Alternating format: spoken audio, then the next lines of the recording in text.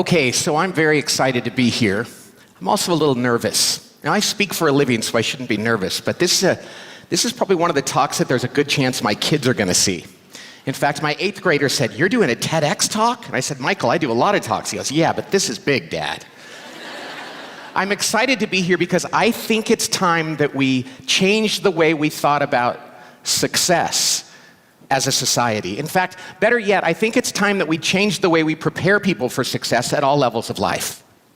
So I'm going to be presenting you with 3 very simple, but I think powerful virtues that I'm convinced can drastically change the success level in anyone's life, whether they're a CEO or a middle manager, a middle school student, or a high schooler, or a recent college grad.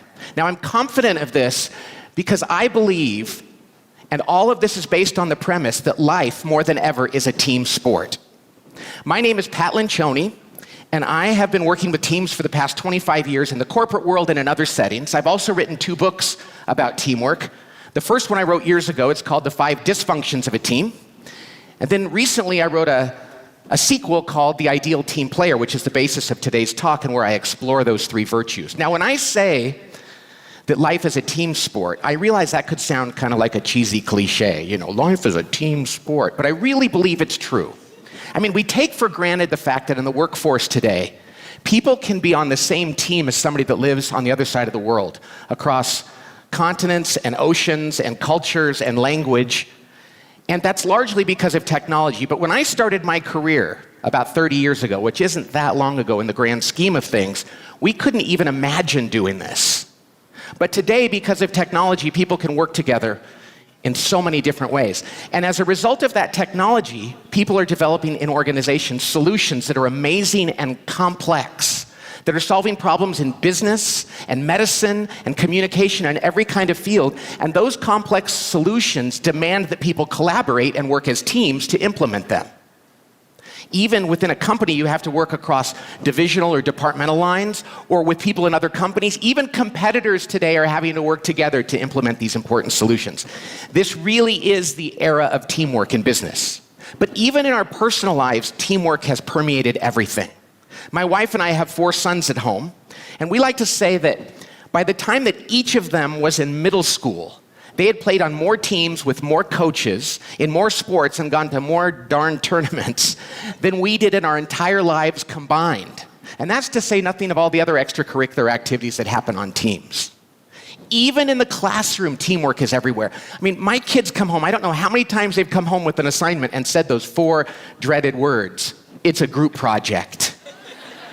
And I ask them that dreaded 4-word question, who's on your team?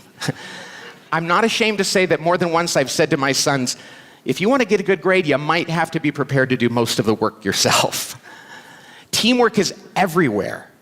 And yet, we continue to train people in education and in the workforce for primarily individual and technical skills. And I think that needs to change. And that's why I'm going to present to you these 3 simple virtues. All right. Okay, that's the end of my memorized part of my speech, which freaked me out because I don't memorize anything. Now let's just talk. All right, so we're going to go to the first slide. In my book, The Ideal Team Player, I explore these 3 simple virtues, but the power of those virtues is in the commonality of them all. We have to have all 3. If you play baseball and you're 1 for 3 hitter, that's pretty good. It's terrible in teamwork. If you're 2 for 3 as a quarterback in passing, that's pretty good. You gotta be 3 for 3 when it comes to teamwork. So let's talk about these 3 virtues. Let me introduce you to them and then talk about how we can identify and improve ourselves if we're lacking any. So the first virtue of ideal team player is by far the most important, and it is humility. If you wanna be an ideal team player, and if you wanna be successful in life, you really need to be humbled, more than ever. Now this is the most important because as a follower of Jesus, the Bible says that the root of all sin is pride. And I believe that. You look at all the problems we have, it's usually rooted in pride. Well, the antidote to pride is humility, so it stands to reason that this would be the most important. And most of us know what humility is, right? It's not being ego-centered or arrogant or self-centered, but being about others, putting others ahead of ourselves. It's such an attractive and powerful thing. But there's another side of humility we have to understand too. It's in the minority, but it's still important to understand. See, some people will look at another person and say, she never talks about herself. She never demands that we listen to her. She never thinks she has the right answer. She's really humble. And when somebody lacks confidence, it's actually not humility. You see, when we have an idea or a talent, to deny our God-given talents is actually a violation of humility, just like it is to exaggerate them. C.S. Lewis said it best. He said, humility isn't thinking less of ourselves, it's thinking about ourselves less. But the most prominent kind of lack of humility we see in teams, in the workforce, and in life is arrogance and ego-centeredness. So this is the first and most important attribute. The second one is equally simple, and it is you have to be hungry. You have to be hungry. People who have an innate hunger about getting work done are much more successful on teams and in life. And this is simply just having a strong work ethic. And this is probably the easiest one to understand, but I'll say this to the young people out there. This is the one that you probably have to develop earliest in life. When I work with people later in life who never developed an innate sense of hunger, it's harder. And so I talk to kids in middle school and I say, do it now. Work hard at everything you do. This is not about workaholism, though. Workaholics are people who get their entire identity from their work, and that's not what I'm saying here. People who are hungry just want to go above and beyond, have a high standard for what they do, and never do the minimum. They never do just the minimum. Now, the third attribute of an ideal team player is what I call being smart. But it's not about intellectual smarts. This is about emotional intelligence, common sense around how we understand people and how we use our words and actions to bring out the best possible impact in others. This is so important in the world. And you can develop this in life. Being smart is one of those things that people can work on and get better at. So humble, hungry, smart. These are the three simple virtues. But the key is that we have to have all three to be an ideal team player. So it's really important that we learn how to identify in ourselves and others when one is lacking. So what I'm going to do now is come up with some labels, which I want you to use carefully, for people that lack one of these in a very serious, egregious way. So let's take a look at those now. A person who is humble, the most important one, they think about others ahead of themselves, and they're hungry, they work really hard, but they lack smarts. They're not emotionally intelligent. We call this the accidental mess maker. Now, I have a lot of time for accidental mess makers. They're good people, they have really good intentions, but they kind of create problems that they're not aware of. They're like that dog, that puppy. I have a puppy at home, and they knock things over a lot, but they mean well, and they poop on the carpet, and you have to clean up after them. But because they mean well, you can whack them on the nose with a newspaper, and they come back for more. They have a great attitude. The problem with accidental mess makers is just you do have to clean up with them. They create a little bit extra work, and over time you kind of get tired of having to say, he's a really good guy, he didn't mean it that way. Nonetheless, of the three types that lack one of these virtues, I will take the accidental mess maker. The second one is also a very good kind. That's somebody who's humble, the most important one, and they're smart. They're good at dealing with people, but they lack hunger. We call this kind the lovable slacker. Now, lovable slackers, the problem is they're lovable. So they're really fun to be around, and they're good people, they're nice people, but they just do the bare minimum. They don't go above and beyond, and you have to constantly remind them to do more, and you have to kind of pick up their slack in an organization. Now, I once worked with a lovable slacker. A good friend of mine still is, and every time I reminded him that he needed to do more, he would say, "You're right." And he was so passionate in life about everything besides work, right? But because he was lovable, he was so fun to be with. And I said to him one day, I said, "You know, you're going to have to leave this company when you're good and ready." And 5 years later, he was out that door. The truth is, it's very easy to tolerate lovable slackers, but they do have a problem. They cause problems on a team. Now, the third type is the most difficult type. This is the person who is hungry. They really want to work hard. They're ambitious. And they're smart. So they're really good at dealing with people. But they're not humble. And we call this the skillful politician. I'm sure your mayor here is not the skillful in this sense. No, she's probably a skillful leader, but not the skillful politician in this sense. Skillful politicians are so smart that they know how to portray themselves as being humble. which is a very dangerous thing. Because what they do is they interview well, they go to meetings and they say the right things, they know how to kiss up to the boss or the coach or the teacher.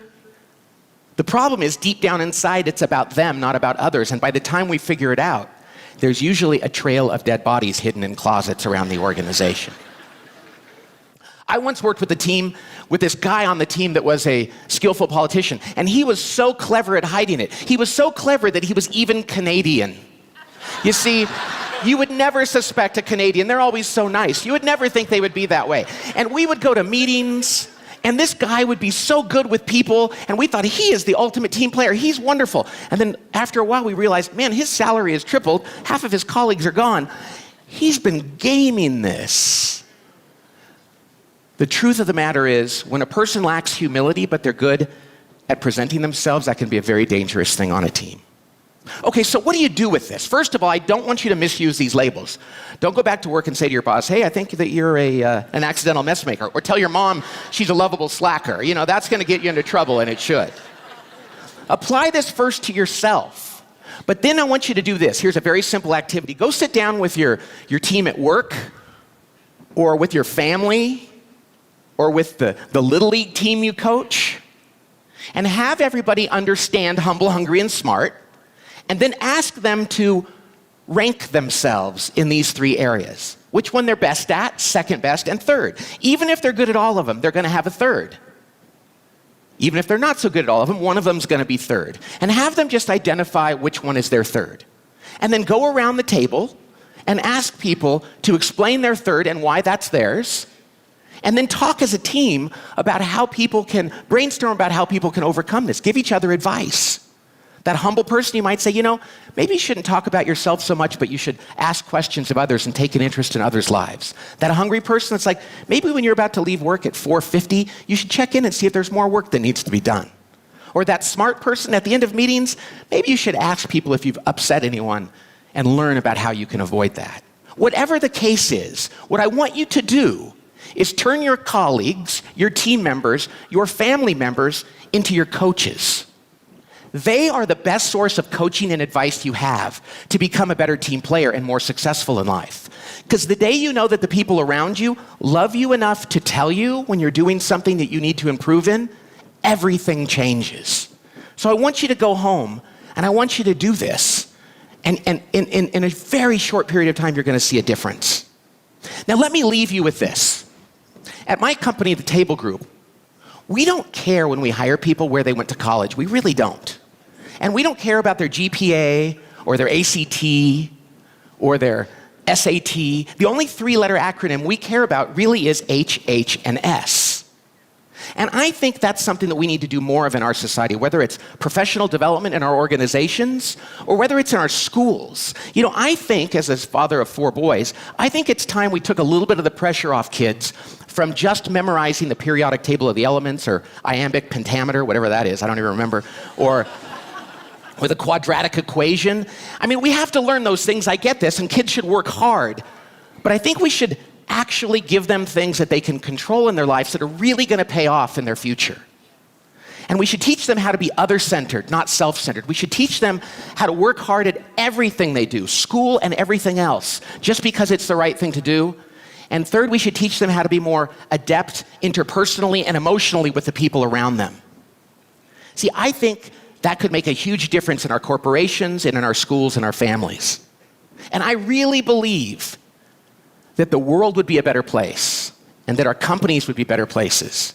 Our families would be better and the individuals in society would be better if more of us were humble, hungry, and smart. Thank you, and God bless.